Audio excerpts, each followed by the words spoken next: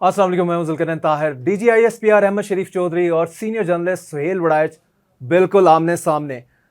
DGISPR ने कुछ दिन पहले कहा कि सुहेल वड़ाइच ने जो कॉलम लिखा है या सुहेल वड़ाइच ने जो खबर दी है कि फील्ड मार्शल की उनसे मुलाकात हुई है और उसमें इमरान खान से रिलेटेड सर्टन बातें या इवन कोई इंटरव्यू, कोई मुलाकात नहीं हुई, इसको बिल्कुल straightforwardly straightaway refuse कर दिया, डिनाई किया DGISPR ने सुहेल वड़ाइच का क्लेम। उसके बाद सुहेल वड़ाइच भी एक दिन खामोश रहे और कल रात को उन्होंने खामोशी तोड़ी और अपनी एक स्टेटमेंट इशू की। स्टेटमेंट क्वाइट इंटरेस्टिंग है उनकी।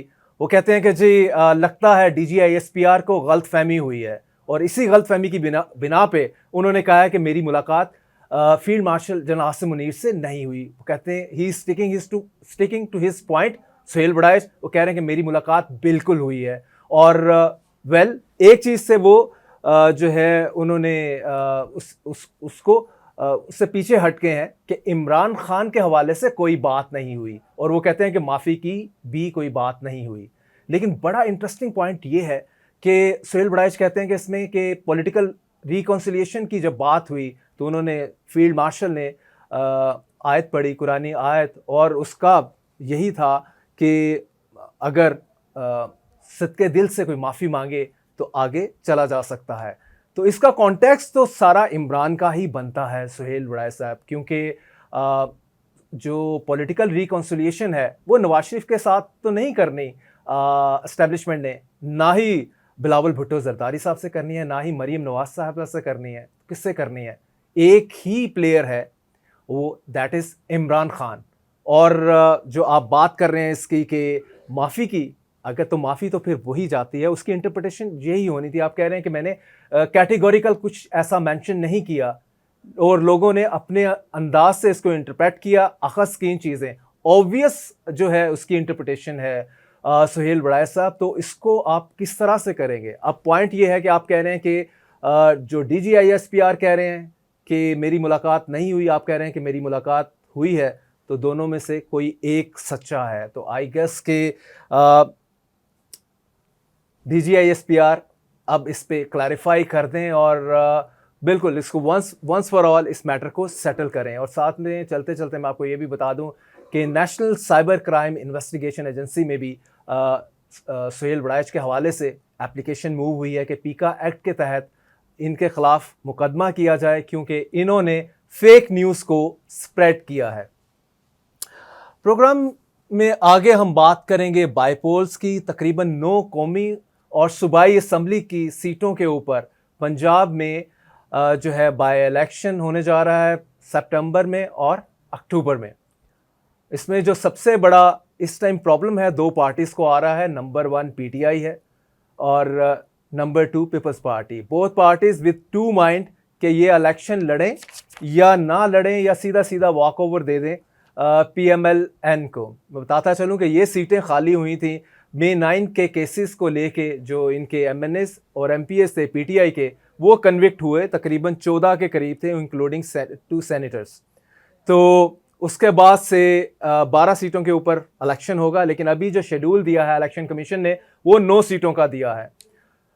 PTI का ख्याल है कि अगर हम इस पे कॉन्टेस्ट करते हैं फ़ायदा होगा नहीं। नंबर 1 फॉर्म 47 इज़ देयर, तो फॉर्म 47 के होते हुए कोई उनको ये एक्सरसाइज करने की ज़रूरत नहीं है मेनली। और दूसरा ये है कि पीपल्स पार्टी को ख्याल है कि पंजाब में तो कुछ भी नहीं है उनका, कुछ बहुत ही कम वोट मिलेंगे, तो इस एम्बैरसमेंट से बचा जाए और एक बेहतरीन ओपन स्पेस, ओपन फील्ड दिया जाए PML नून को, ये सारी की सारी सीटें जो हैं वो पॉकेट इन करने के लिए। PML Noon is pretty fine, pretty happy with it, with exception of 1 seat only. NA 129 Lahore जो है, जो कि खाली हुई थी, मियां अजहर फॉर्मर गवर्नर PTI के लीडर थे, उनकी वफ़ात के बाद ये सीट खाली हुई। हमाद अजहर ये कॉन्टेस्ट कर रहे हैं और PTI का ख्याल है कि हमें सिर्फ इस सीट के ऊपर पूरा जो है अपनी ताकत इस्तेमाल करनी चाहिए, वोटर्स को मोबिलाइज़ करना चाहिए और एक टफ कॉन्टेस्ट जो है ऑफ़र करना चाहिए PML नून को। आल्दो इसमें भी वो 47 फॉर्म को लेके उनको काफ़ी एप्रीहेंशंस हैं।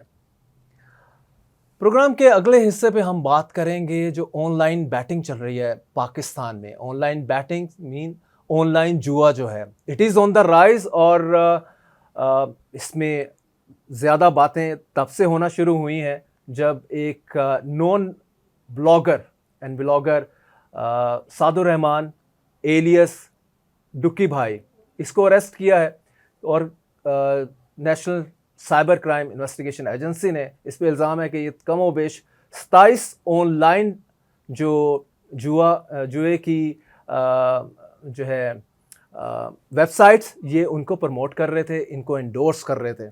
उसके बाद नॉन क्रिकेटर, पाकिस्तान के former test cricketer captain Wasim Akram के ख़िलाफ़ भी जो है साइबर क्राइम एजेंसी में एप्लीकेशन गई है कि ये एक इंडियन वेबसाइट को, जो कि जुए की वेबसाइट है, उसको ये प्रमोट कर रहे हैं, एंडोर्स कर रहे हैं, उसके साथ ये एसोसिएटेड हैं। गवर्नमेंट इसको लेके, ये गवर्नमेंट की एजेंसी इसको लेके कितना माइंडफुल है, या कि सारा फोकस जो साइबर स्पेस पे वो सिर्फ़ और सिर्फ जो है फ्री स्पीच को कर्ब करना है, पॉलिटिकल जो कंटेंट है उसके पीछे ही गवर्नमेंट जा रही है, ना कि बाकी जो और मामला चल रहे हैं उसके पीछे ये कुछ सोच सके या देख सके। और आखिर में हम बात करेंगे गज़ा की। गज़ा में for the first time in the history of United nation जिसने डिक्लेयर किया है फैमिन, कहत ज़दा करार दिया है गज़ा को। इससे पहले सिर्फ़ और सिर्फ अफ्रीकन कंट्रीज़ भी कहत का शिकार होती थी और उसको यूनाइटेड नेशन जो है वो डिक्लेयर करता था आफत ज़दा, कहत ज़दा। तो this is the first time कि मिडल ईस्ट में या any other part except Africa के यूनाइटेड नेशन ने किसी को कहत ज़दा डिक्लेयर किया है। इस पे हम तफसीली बात करेंगे और हमारे साथ स्टूडियो में मौजूद होंगे इस्माइल कासम, एंकर पर्सन हैं, सहाफ़ी हैं, और साथ में होंगे स्पोर्ट्स जर्नलिस्ट जुल्करनैन शेख, जो कि हमें जो ऑनलाइन बैटिंग है उसके ऊपर इंसाइट देंगे। जी जनाब, हमें स्टूडियो में ज्वाइन किया है इस्माइल कासिम साहब ने। कासिम साहब, welcome to the programme. Sir बहुत बहुत शुक्रिया आपका। कासिम साहब बताइएगा, ये क्या चल क्या रहा है अपना? बिल्कुल आमने सामने है DGISPR और सुहेल वड़ाइच। अब उनकी तरफ से रिबटल आ गया, तो रिबटल के बाद ये मामला और बढ़ता नज़र आ रहा है, क्लोज होता नज़र नहीं आ रहा। सर आपने जब मेंशन किया कि वो आमने सामने है तो मुझे बड़ी हैरत हुई। DG साहब के सामने कौन खड़ा हो सकता है सर? ऐसी बात ऐसी गुस्ताखी की बातें ना करें आप। लेकिन जहाँ तक बात है वड़ाइच साहब की, जितना उनका एक्सपीरियंस है, जितना ज़िंदगी वो गुजार चुके हैं, जितने वो मंझे हुए प्लेयर हैं, तो आपको ये समझना है कि कोई बात वो ऐसे तो नहीं करेंगे। मेरी ज़ाती राय है, कुछ ना कुछ कहीं ना कहीं बेशक हो सकता है कि ऑब्वियसली डायरेक्टली ऑर्डर्स ना दिए गए हों, हो सकता है, बिकॉज ऑब्वियसली ना देयर इफ्स एंड बट्स बहुत ज़्यादा है। बट देन अगेन आपकी सोच जो है वो ये, मतलब आप 2+2 करने की कोशिश करें तो आप कहते हैं कैसे हो सकता है, मतलब वाई। एक चीज हाँ जी, सॉरी आपको कट कर रहा हूँ, मैं और बताता चलूँ, जो सुहेल वड़ाइच ने एक और बात की है कि फील्ड मार्शल ने नहीं कहा था कि ये आपकी मेरे साथ जो गुफ्तगू हो रही है ये ऑफ द रिकॉर्ड है, यानी कि ऑफ द रिकॉर्ड नहीं थी, सुहेल वड़ाइच कह रहे हैं। तो फिर सडनली व्हाट हैपेंड एग्जैक्टली? वही वाला पॉइंट है ना कि ऐसे हो नहीं सकता कि इतना मंझा हुआ साफी जो है वो ऐसी बात कर दे। ये तो उनके कहे बगैर भी इट वाज प्रीटी ऑब्वियस। पर अब ये जो आमने सामने खड़े हैं, जो कोशिश है, जो रिबटल आया जिसका आपने अभी हवाला भी दिया, तो उसके अंदर तो एक चीज़ और बड़ी क्लैरिफिकेशन से सामने आ गई। मेरा ख्याल है ज़ाती राय के अंदर कि शायद देखा गया हो, एक पत्ता फेंका गया हो कि 5 दिन पहले ये कहा गया हो कि आप ये आवाम की जो है एक बार पल्स तो चेक करें कि अगर ये कहा जाता है कि हाँ माफ़ी, तो PTI वालों का क्या तज्ज़िया आता है, आवाम क्या बात करती है, उनके जो दूसरे लीडरान हैं जो बाहर हैं, आज़ाद घूम रहे हैं, उनका क्या है कि हो सकता है कोई इमरान खान के पास जाके उनको कहा जाए कि भाई कि आप कर लें, सद के दिल से माफ़ी मांग लें। लेकिन हम इसमें फिर देखें ना, लेजिस्लेशन किधर गई, कॉन्स्टिट्यूशन किधर गया, आइनो कानून की सारी बातें करके एंड पे अगर आप कह रहे हैं कि जो 200 से ज़्यादा आपके केसेस बने हुए हैं वो सारे माफ़ हो जाएंगे, आपने सिर्फ एक माफ़ी मांगनी है, तो इसका मतलब है ना कि फिर या तो कानून बहुत ज़्यादा वीक है, अदालतें बहुत ज़्यादा वीक है, निज़ाम बहुत वीक है, या फिर वो केसेस सारे जो हैं वो सारे फेक फ्लॉड केसेस थे। साथ ही साथ क्योंकि अगर आपको वरना माफ़ी ना मिले तो आप तो पहले इस चीज़ को अंडरस्टैंड करें कि कहा क्या गया था, पत्ता क्या फेंका गया था। इससे हट के उसके बाद हो सकता है कि वेरी इजीली कि यहाँ पे इन्होंने मतलब बैक ट्रैक कर लिया हो, कि देखा हो कि नहीं बहुत ज़्यादा भाई अवाम ने बहुत ज़्यादा क्रिटिसाइज़ किया और अवाम ने नहीं माना इस चीज़ के ऊपर, और उन्हों को भी आगे से एक और खेलने का मौका मिला ना। तहरीक इंसाफ ने इस पर खेला, हमसे माफी मांगने की बात कर रहे हो, नहीं मांगेंगे, हमने 2 साल गुजार लिए, हम 2 साल और गुजार लेंगे। सही lot of stuff was built on that. तो उनको तो पॉलिटिकल नैरेटिव बनाने का और मौका मिल गया। बाकी रही सही कसर जो है, ये हुकूमत जो है, अहदेदारान जो है, वो खुद ही उनको प्रोवाइड किए जा रहे हैं। जिस तरह एग्जाम्पल है अलीमा खान के बच्चों को उठाने का, ना 3 में ना 13 में क्या जरूरत थी? ये कौन से प्रेशर टैक्टिक है? इनको मशवरा कौन देता है? मेरी समझ से बाहर है। सबसे मुझे लग रहा है इनके जो एडवाइजर हैं वो सही नहीं है सर एडवाइस या एडवाइजर कहते हैं ना, एडवाइजर ने मरवाता, समथिंग लाइक दैट। बनता नहीं है दो अलीमा खान के दोनों बेटों को उठा लिया जाना। सर वो स्पोर्ट्स खेल रहा है, उसका ताल्लुक ही कोई नहीं सियासत से, अवार्ड लेके आ रहा है। अब उन्होंने नैरेटिव बिल्ड कर दिया ना, उसके मेडल भी लगा दिए, तस्वीरें भी लगा दी, वो आजकल भी रहा। उससे बड़ी बात यह है कि 2 साल तक पंजाब पुलिस सोई रही, 2 साल तक बाकी इदारे सोए रहे, नहीं पता चला कि ये जो लाहौर में घूम रहे हैं पिछले 2 साल से, बल्कि मोर देन 2 years। सर आप मजे की बात इसमें ऐड करें, उसकी बेगम ने चित्राल की तस्वीर लगा दिया। उसने क्या 9 मई को ये मेरी आईफोन की तस्वीर है भाई, नीचे डेट लिखी है, लोकेशन लिखी है। हम तो चित्राल में फैमिली डिनर के ऊपर थे, हम इवेंट था जो भी था चित्राल का इवेंट क्या होता है, बहुत बड़ा क्वेश्चन मार्क भी तो सवालिया निशान आ गया। क्वेश्चन मार्क इस पे आ गया आपके जुडिशियल सिस्टम के, कि आपको जो एंटी टेररिज्म कोर्ट है वो 8 दिन का रिमांड दे रही है शारेज का, जो कि May 9 को यहाँ नहीं था, और अगेन May 9 से ऑनवर्ड उसकी एक्टिविटी सारी की सारी जो हैं वो स्पोर्ट्स ओरिएंटेड है, और he got nothing to do with politics at all. तो एक आपके पूरा जुडिशियल सिस्टम पे भी एक और बड़ा क्वेश्चन मार्क है। तो जुडिशियल सिस्टम पे तो सवालिया निशान आज तो आया नहीं, रही सही कसर आपकी 26वीं तरमीम ने निकाल दिया। तो जुडिशियल सिस्टम की तो बात करना मेरा ख्याल है बेमायनी होगा। जो सवाल ज़्यादा हम यहाँ पे उठता जा रहा है कि ये कौन सा गड़ा खोदते जा रहे हैं, मतलब इमरान खान, इनको क्या मसला है इमरान खान के निकालने में? इनको डर है कि हमने जो कुछ बीज बोया है वो काटेगा हमें, वो वापसी पड़ेगा। तो आपने इतनी ज़्यादा रिजर्वेशन अगलों के दिल में, आपने ना माँ छोड़ी, ना बहन छोड़ी, ना चादर छोड़ी, ना चारदीवारी छोड़ी, आपने तो छोड़ा ही कुछ नहीं है। आप अगले को माफ़ी अगला देना चाहे भी तो वो किस मुंह से देगा, किस सोच से देगा? उसके घर वाले, दोस्त यार है, बाप, 10-10 साल। इस्माइल साहब आप दूसरी तरफ चले गए। अभी माफी उसने नहीं देनी, उसने माफी मांगनी है, उससे कहा गया कि माफी मांग ले। मैं कह रहा हूँ कि वो तो एक तरफ है, मैं मुस्तकबिल की बात कर रहा हूँ कि मुस्तकबिल के लिए आप कर क्या रहे हैं? ये सारी डिसीजन मेकिंग जो है, it's going to come bite these people in the back, और इनके लिए कोई मसला बन जाएगा, थोड़ा नहीं बनेगा। पॉइंट क्यों मैं रेस कर रहा हूँ, ये मुस्तकबिल की बात क्यों कर रहा हूँ? इंस्टेबिलिटी देखें, इवेंचुअली एक जमहूरी निज़ाम के अंदर, पार्लियामेंट्री सिस्टम के अंदर आपने क्या करना है? आपने बातचीत करनी है। डेमोक्रेसी के अंदर मतलब discussion is the way forward ना। अगर आप बातचीत का दरवाजे सारे बंद कर दोगे तो आपका मुल्क तो नहीं चलेगा। मईशत जो है आपकी ऑल टाइम लो के ऊपर है। सोशली आप देख लें, आपका निज़ाम तबाह बर्बाद हुआ है। हर दूसरे दिन एक बंदा खंबे पे चढ़ा होता है, किसी का आप 2000 का चलान कर दो तो वो अपने मोटरसाइकिल को आग लगा देता है। पीपल आर फ्रस्ट्रेटेड, थोड़े नहीं है, बहुत ज़्यादा फ्रस्ट्रेटेड। और साथ में अब ये भी बताता चलूँ आपको, और कमेंट भी चाहूँगा इसी के ऊपर, कि आप देखें पंजाब, देख लें पंजाब का, हमने यही देखा है कि पंजाब को रूल करना है तो पुलिस, इसको पुलिस स्टेट बना दो, पुलिस के थ्रू करो।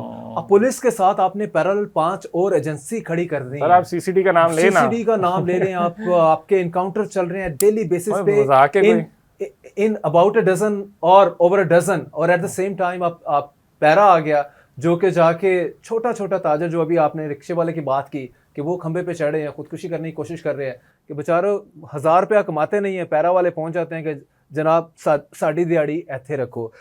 इस पे आपका मैं कमेंट लेता हूं एक ब्रेक के बाद। Take a break. Welcome back जी। इस्माइल साहब, इस पे बताइएगा कि जो नंबर ऑफ जो नई फोर्सेस पंजाब में स्टैब्लिश की गई हैं, पब्लिक को रिलीफ देने की बजाय वो पब्लिक को एक तरह का नसूर बन गई हैं पब्लिक के लिए। सर देखें ना, सीसीडी का आपसे आप स्टार्ट कर लें, आप जितना मर्जी भी आप सोच लें, इसके अंदर 2-3 चीज़ें होती हैं। जिस तरह एक जंग होती है ना, तो आपकी ख्वाहिश क्या होती है कि the public should not demand war, ठीक है, लोगों की सोच जो है वो इतनी खराब नहीं हो जानी। सिमिलरली इस केस के अंदर the public should not celebrate जो आप ये एनकाउंटर्स कर रहे हैं, people should not be celebrating. देखें सही है या गलत है, किसी ने जो भी किया, पूरी अलग डिबेट है, वो एक अलग डिबेट है, ठीक है। एट द सेम टाइम मेरा सवाल यहाँ पे ये है, ये गैर आइनी है, गैर शरई है, गैर इंसानी है, पीछे तो कुछ बचता ही नहीं है। क्या आप किसी को बगैर, मतलब आप किसी को बगैर, आप उसको जुडिशियल ड्यू प्रोसेस दिए बगैर, द राइट टू डिफेंड आप खत्म करके आप किसी का एनकाउंटर कर दो, फिर साबित कौन करेगा? अब यही चीज हमने पहले देखी थी शहबाज शरीफ साहब के दौर के अंदर। आप 90s के एंड के अंदर शहबाज शरीफ साहब भी तो गॉट अवे विद इट, वो बड़ा परफेक्ट मॉडल हुआ, उसी को रेप्लिकेट कर लिया मरीम नवाज एडमिनिस्ट्रेशन ने। तो कोई इसलिए मेरा ख्याल है कि ये एडमिनिस्ट्रेशन भी विल गेट अवे। बिल्कुल ऐसे ही, और ये इनको खुद सीखना चाहिए जो लोग गोली चला रहे हैं सर। मतलब आबिद बॉक्सर जैसे नाम हमारे सामने है, तारीख का हिस्सा है। हमने देखा है कि इवेंचुअली बाद में क्या होता है, जब सिस्टम जो है आपके सर के ऊपर से हाथ उठाता है, तो आपको खुद भी सोचना है कि अफसरों की अगर मुझे ऑर्डर आ भी रहे हैं तो कुछ इंसानियत नाम की भी चीज़ होती है जिसके अंदर आपने वो भी मजे में ही है मोर और लेस। अगर आप देखें जितने भी इनकाउंटर स्पेशलिस्ट हैं, शायद वो किसी स्टेज पे किसी एक आध का इनकाउंटर अपना हो गया हो, लेकिन mostly they're sitting pretty at the end of the day। ये मसला डेटरेंस नहीं सेट हुई ना, बात आपकी ठीक है। डेटरेंस सेट हुई होती तो दोबारा ना हो सकता। पिछले टेन्योर के अंदर हमने इसको कोई अकाउंटेबिलिटी किसी ने की होती, पूछा होता कि इतने ज्यादा नंबर्स आ कैसे रहे। एग्जांपल है कि पहले 4 महीने के अंदर कोई आपका अगर 300-400 का नंबर था ओवरऑल, तो वो बढ़ के मल्टीप्लाई अगले 3 महीने में किस तरह हो गया भाई। जो मतलब कि पूरे साल के अंदर फिगर आती रही है, या पिछले टेन्योर्स की इमरान खान के दौर की उठा लो, होते रहे हैं, ऐसा नहीं है कि नहीं हुए सर। लेकिन ये तो ड्रास्टिक इंक्रीज है इन नंबर। सिमिलरली आपने अभी ये जो पीरा फोर्स की आप बात कर रहे हैं, मतलब आप कर क्या रहे हैं सर? आपने जाके वो 500-500 दिहाड़ी वाले बच्चों को आप उठा के गाड़ी में डालते हैं, उधर कराची आप ग्रैंड ऑपरेशन चलाई जा रहे हैं, उसको वीडियो बनाई जा रहे हैं। जो टिकटॉक की आइडियोलॉजी के ऊपर आपकी गवर्नेंस हो रही है ना, वो तबाही कर रही है। क्योंकि लोगों को घर बैठे स्टोरी कंटेंट देखने को मिलता है कि एक बंदे को उठाया आके डाल रहे हैं पीछे गाना लगा। तजावजात के ऊपर भी पंजाब गवर्नमेंट का अपेरेंटली थोड़ा अप्रिशिएट जरूर हुआ, लेकिन एक्सेसिव है। नई एजेंसी आपने पैरा बना दी, वो तो बिल्कुल उसमें every now and then mean हर रोज स्टोरीज कमिंग अप के जनाब उन्होंने अन्नी डाली हुई है, पैसे बना रहे हैं और ये फोर्स अपना पेट पालेगी और बदनामी होगी अगेन द गवर्नमेंट की, पीएमएल नून की, मरीम नवाज की। शायद मरीम नवाज को इस पे दोबारा रिव्यू करना चाहिए कि ये पैरा की जरूरत थी कि नहीं थी, या इसको डिसबैंड करने की तरफ आई थिंक स्टेप लेने की जरूरत लग रही है जो इसकी परफॉर्मेंस है इनिशियली। सर तजावजात वाला केस जो था वो थोड़ा जायज़ था, ठीक है। वो लोगों को रोजमर्रा की जिंदगी उससे बर्बाद हो रही थी। उसके अंदर आप देखें कि सिर्फ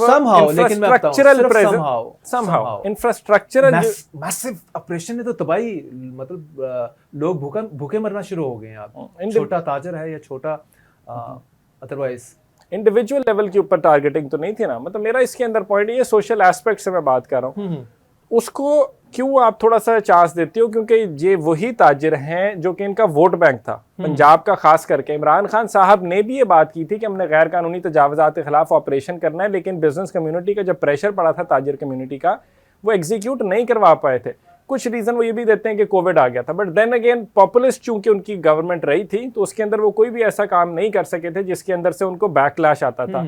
मरियम नवाज को दिस मच तो आप अप्रिशिएट करेंगे कि आपने एक ऐसा काम किया जिसने आपकी हुकूमत का जो आपका वोट बैंक था, आपने उसी को टारगेट किया। आपने नहीं सोचा कि हमें नुकसान होगा। वो क्यों भी सोचते, क्योंकि वो वोट दे या ना दे, वोट तो उनको फिर भी मिल जाने थे। तो एक तो ये फैक्टर भी था, लेकिन फिर भी I appreciate her in that regard कि उन्होंने स्टांस लिया। लेकिन इस एक्सटेंट का, इस एक्सट्रीम का देयर इज नो जस्टिफिकेशन। ये तो आप जाती तौर पे एक वो 500 दिहाड़ी का बंदा खड़ा हुआ है, मोटे पे उसने सर अपनी वो 4 हैंगर डाले, 4 शर्टें, जाके वीडियो बना लो, चपेड़ मार दो, बिठा लो। खुदा के बंदे के कोई बहादुरी ना दिखा जाए, बहादुरी जहाँ दिखानी है वहाँ दिखा बताते हैं अगले फिर तो टेरिबल। मूविंग फॉरवर्ड इसमें हमें बताएगा कि पीटीआई क्यों घबरा रही है, फॉर्म 47 से घबरा रही है, बाईपोल में ना जाने। जो बाई इलेक्शन हो रहा है अगले माह सितंबर में, उसमें और उसके बाद अक्टूबर में 9 सीटों के ऊपर, कौमी और सूबाई असेंबली के ऊपर, पीटीआई अभी स्टिल विद 2 माइंड्स के, वो शेक्सपियर वाला ही कोट है, to be and not to B.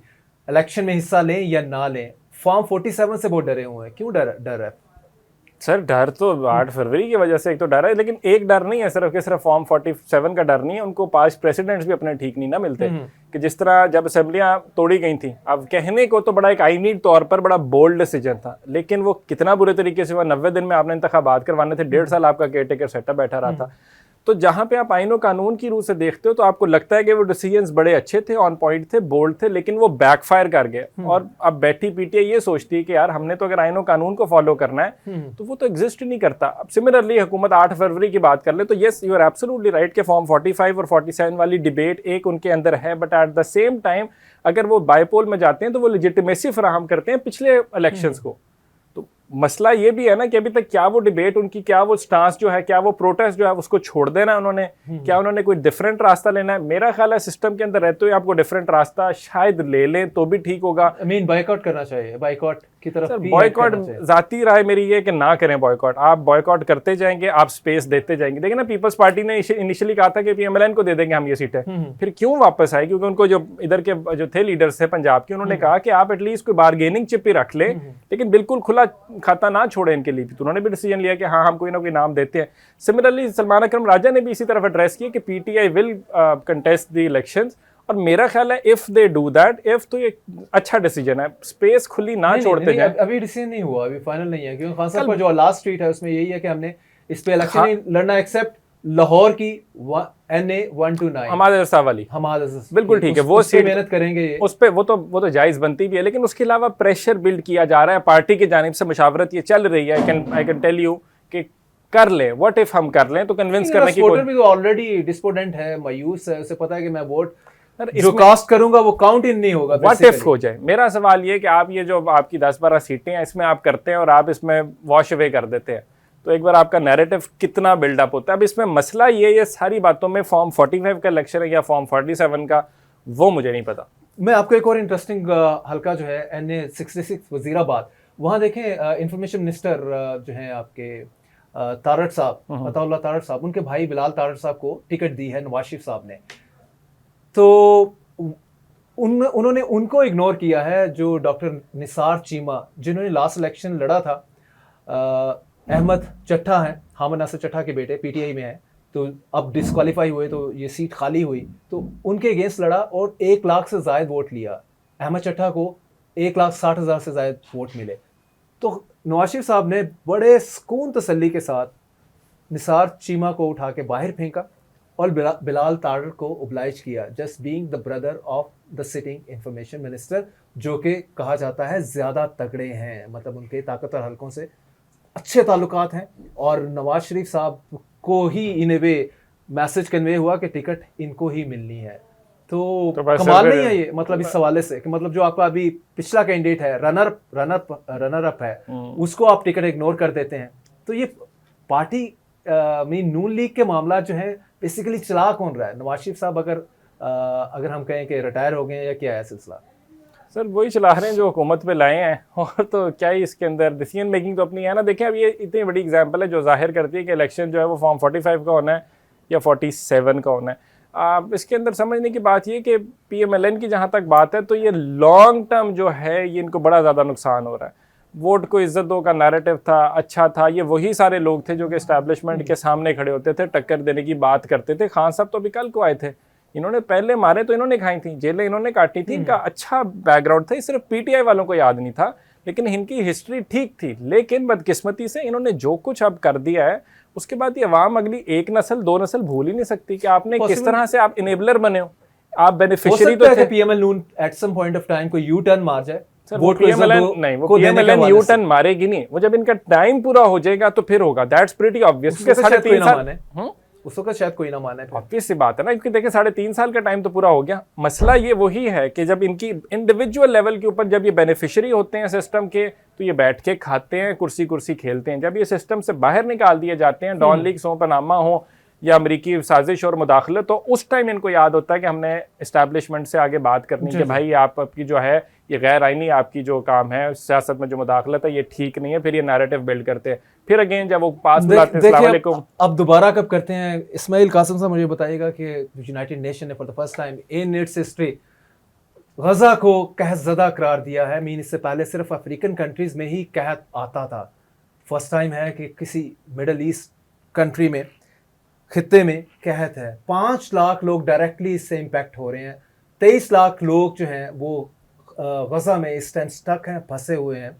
मुझे बताएं मुस्लिम उम्मा कहाँ है? 50 से ज़ायद मुस्लिम कंट्रीज हैं, still they are sleeping. Sir ये तो तब से सो रहे ना जब से अक्टूबर 7 को पहली शहादत हुई, और उसके बाद से चलते चलते वो नंबर जो है 10,000, 20,000, 40,000, 50,000, 60,000 रिपोर्टेड है अभी। 60,000 हो सकता है मिसिंग है, 80,000 मिसिंग है, और 2 लाख जो है वो लाइफ थ्रेटनिंग इंजरीज हैं उनको। एग्जैक्टली तो ये वही मैं कह रहा था, 60 तो भी रिपोर्टेड है, वो नंबर तो मल्टीप्लाई बाय 2 मल्टीप्लाई बाय 3 हो जाएगा, जो कि एक्चुअल डेविस्टेशन होगी, पूरी पूरी नस्लें तबाह हो गई। तो ये उम्मत मुसलमान की जो बात करते हैं 50 से ज़्यादा 57 ओआईसी के ममालिक हैं। आपने कंडेमिंग स्टेटमेंट्स दिए हैं, लेकिन ओवरऑल अगर आप देखें तो ग्लोबली जो है ये सारे कॉम्प्रोमाइज्ड हैं वन वे और अदर, चाहे मिडिल ईस्टर्न कंट्रीज हों या हम अपनी पाकिस्तान की हवाले से जब बात करते हैं कि पाकिस्तान एक लीड ले लीजिए न्यूक्लियर पावर, आप क्या ही कर सकते हो, आपकी मतलब बड़ी एक मुनाफकत है। और उसके अलावा मैं और कोई मेरे पास वर्ड्स नहीं, बड़ी एक इमोशनल सी डिबेट बन जाती है कि जब आप उम्मत मुसलमान की बात करते हैं। मुझे लगता है कि हम रोज़े आखिर शायद सवाल किया जाएगा, एक लीडर से पूछा जाएगा कि भाई क्या कर रहे थे तुम लोग, क्योंकि आज उनकी बारी है, कल को आपकी बारी होगी। अभी देखिए हमारे कितने करीब आ चुका था यही इसराइल ईरान वाली जंग के अंदर, ये ना ईरान वहां पे स्टैंड लेता तो आपके बॉर्डर पे तो वही आगे थे सारे। इसमाइल साहब वो शायद चले, पाकिस्तान के पास भी एटम बम है, ईरान समहाउ तगड़ा है, लेकिन पॉइंट ये है कि जो इस टाइम गजा में हो रहा है, जो फुटेजेस हमारे सामने है, मतलब हार्ट रेंचिंग है, मतलब उसका बाकियों की बारी तो शायद ना आए, लेकिन ये जो चल रहा है भाई कोई तो उसमें आगे स्टेप अप करे और रोके इसराइल के बाजू को पकड़े। मतलब why we chicken out collectively as Muslim उम्मा? क्योंकि मुस्लिम उम्मा ने कलेक्टिवली कोई काम किया नहीं है ना। ओआईसी की मैंने वही बात की है, 57 ममालिक हैं, मुझे कोई एक चीज़ बता दें कि ओआईसी ने कुछ किया हो और उसकी एक्चुअल आपको बाद में कोई रिजल्ट निकलता हुआ नजर आए। सिर्फ बातें की हैं, अपनी अपनी बारी खेली है, अपने मफाद देखिए, इकोनॉमिक इंटरेस्ट को सेफगार्ड किया है, और बस बदकिस्मती हमारी, रोज़े आखिर पूछा जाएगा एक से। जी गजा की सिचुएशन को लेके मुस्लिम उम्मा का जो एटीट्यूड है अपेरेंटली होपलेस है। हम दुआ ही कर सकते हैं। नाज़रीन यहाँ एक ब्रेक लेते हैं, ब्रेक के बाद गुफ्तगू का सिलसिला यहीं से जारी रखते हैं। Take a break. Welcome back. हमारे साथ हैं senior journalist, sports journalist Zulqarnain Sheikh. Welcome to the programme Sheikh साहब। बहुत शुक्रिया, थैंक यू। शेख साहब हमें बताइएगा, स्पेशली नाजरीन ये ज़रूर जानना चाहेंगे, ओवरऑल ये ऑनलाइन बैटिंग जो है, ऑनलाइन जुआ बेसिकली पाकिस्तान में ये है क्या? इसको थोड़ा डिफाइन कर दें और थोड़ा पाकिस्तान के हवाले से इसका मैग्नीट्यूड बताइएगा। देखिए, जुआ जो है ना, वो इसकी हमेशा टेक्नोलॉजी के साथ इसके तरीके चेंज होते हैं। ठीक है, अब जिन मुल्कों में ये लीगल है वहां तो आप कैसीनो भी जा सकते हैं, आप खुलेआम जुआ खेल सकते हैं, वेबसाइट पे जा सकते हैं। हमारे यहाँ तो लीगल नहीं है, लेकिन टेक्नोलॉजी की इंप्रूवमेंट ने जुए को बहुत आम कर दिया है। मतलब आज से 20-25 साल पहले आपको जुआ खेलना होता था तो आपको कहीं जुआ खेलने वाली जगह पे जाना होता था, जो बहुत मुश्किल काम था। पुलिस का छापा पड़ जाएगा, ये हो जाएगा। अच्छा, फिर बुक क्रिकेट के मैचों के लिए बुक होती थी, चले आपका कॉन्ट्रैक्ट, अगर वो आपको जानते हैं, आप उनको जानते, तब होगा। लेकिन ऑनलाइन जुआ की इंटेंसिटी पाकिस्तानी माशरे में बहुत रैपिडली फैल रही है और इसको रोका नहीं जा रहा। मतलब इसको आप यूं समझ लें कि एक टीनेजर जिसके पास मोबाइल है, जिसके पास इंटरनेट है, और अब उसका हाल ये हो गया है कि जुए की फेमस वेबसाइट गेम है, वो बाकायदा इश्तिहार देती है कि आप पहली दफा लॉग इन हो तो आपको 100 रुपए हम देंगे खेलने के लिए। अब आप 100 रुपए से जब जुआ खेलना शुरू करेंगे और आप पहले हाथ में 1000-2 कमा लेंगे, एक यंग टीनेजर, तो फिर उसके बाद वो नहीं रुक सकता। और फिर बहुत आसान तरीके हैं उसमें टॉप अप करने के। मतलब आप पैसे दे दें, आप दे दें, आप किसी भी तरह से ऑनलाइन सेंस में पैसे दे सकते हैं। सो जुए पाकिस्तानी सोसाइटी में बहुत इंटेंस अंदाज में आगे बढ़ रहा है। और बदकिस्मती ये है कि जितने भी इदारे हैं वो कोई इसको रोक नहीं रहा, ना कोई पॉलिसी बना रहा है। हाँ, ये जरूर कर रहे हैं कि कोई अगर इससे ज्यादा पैसे कमा ले तो उसको वक्ती तौर पे उठाते हैं, अपनी दिहाड़ी लगाते हैं और अल्लाह अल्लाह खैर सल्ला। लेकिन ये नासूर की तरह अंदर घुसता ही चला जा रहा है, घुसता ही चला जा रहा है। शेख साहब, जो डक्की भाई को इन्होंने पकड़ा है नेशनल क्राइम इन्वेस्टिगेशन एजेंसी ने, बेसिकली इसके बाद से ज़्यादा टॉक ऑफ द टाउन है ये इशू कि भाई ऑनलाइन जुआ बहुत बढ़ गया है। और उसके बाद वसीम अकरम का मैंने अपने इंट्रो में जिक्र किया था, वसीम अकरम के खिलाफ भी national cyber crime investigation agency में एप्लीकेशन फाइल हुई है कि ये एक इंडियन वेबसाइट के साथ जुड़े हैं और जो कि जुए की वेबसाइट है, और अकरम साहब जो है वो इसको प्रमोट कर रहे हैं। तो क्या मतलब अब हमारी सेलिब्रिटीज जो हैं वो इस चक्कर में पड़ गई हैं? देखिए, आपको याद होगा 90s का टाइम, क्रिकेट के अंदर मेन स्पॉन्सरशिप सिगरेट वालों की होती थी। ठीक है, आज ये बड़ा टेक्निकल मामला है जिस पर मेरा ख्याल है आईसीसी को भी सोचना चाहिए। आज की डेट में जब मैं और आप बात कर रहे हैं, क्रिकेट के जितने फेमस शो हैं, अभी रिसेंटली वसीम अकरम ने एक इंटरव्यू दिया, सर एलिस्टर कुक और 3-4 न्यूजीलैंड और इंग्लैंड के वो एंकर थे। अब उन जितनी भी क्रिकेट की के शोज आ रहे हैं, उनमें मेन स्पॉन्सरशिप जो है वो जुए की वेबसाइट्स की होती है, क्योंकि ऑडियंस सेम है ना। मतलब उनको जिस तरह ग्राउंड के अंदर आने वाले नौजवान सिगरेट पीने के लिए सबसे पहला टारगेट होते हैं, सो इसी तरह जो क्रिकेट को देख रहे हैं, जो मोहब्बत कर रहे हैं, अब खेल नहीं सकते, तो वो जुए की सेंस में समझते हैं कि शायद वो सोच रहे थे ये टीम जीतेगी तो वो इधर आ जाएंगे। तो आज की डेट में वसीम अकरम समेत 99% जो शोज हो रहे हैं ऑनलाइन, उनकी स्पॉन्सरशिप उन्हीं वेबसाइट से आ रही है जो जुए में है। तो इसमें हम यहाँ पे इसमें यानी कि हम बेनिफिट ऑफ डाउट दे सकते हैं Wasim Akram like and many other celebrities के शायद इनको नहीं पता कि जिस ऑनलाइन वेबसाइट को वो अप्रूव कर रहे हैं, एंडोर्स कर रहे हैं, वो जुए से जुड़ी हुई है। नहीं, इसमें हम डाउट का तो नहीं, लेकिन हम सोसाइटी का फर्क कह सकते हैं।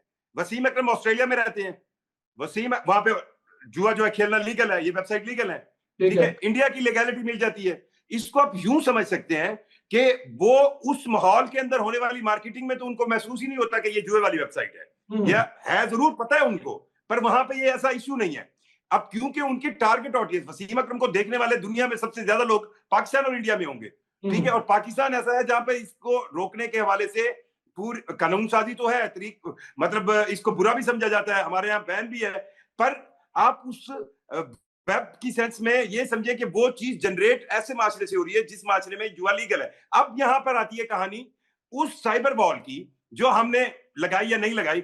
आप इंटरनेट के साथ या इंटरनेट की इस नई मार्केट के साथ एक चीज को समझे, अगर कोई चीज लेट से आपको लगता है अर्जेंटाइन में लीगल है और वहां से एक वेबसाइट उसकी लीगैलिटी को जनरेट करती है, जुआ ही हो गया, लेकिन वो पाकिस्तान में इलीगल है, तो पाकिस्तान अब इंटरनेट की वजह से तो कोई भी जगह से कोई चीज जनरेट होगी, पूरी दुनिया देख सकती है, उसमें इन्वॉल्व हो सकती है। सो हमें इसको फिल्टर करना चाहिए। अब हमारी बदकिस्मती ये है कि हमारे पास जो इंटरनेट मौजूद है या इंटरनेट की जो फिल्ट्रेशन का सिस्टम मौजूद है, हम उसको सियासी तौर पर तो इस्तेमाल कर रहे हैं कि सियासी तौर पर हम फिल्ट्रेशन में काम कर लें। हम उन रिसोर्सेज को बहुत इफेक्टिव अंदाज से उन चीजों के लिए इस्तेमाल नहीं कर रहे जो हमारे माशरती बुराइयों में काउंट होती है, जो हमारे माशरे के लिए बहुत बुरी है। और मैं एक चीज आपको ताहिर साहब और बताऊं, 65% आपके पास नौजवान है, ठीक है, और उन 65% में से मेजॉरिटी जो है वो टीनेजर की है, जो फारिग फिरती है, जिनके पास खेलने के लिए ग्राउंड नहीं है, जिनके पास एनर्जी फुल है, जिनको ये लगता है हमने रातों रात अमीर होना है।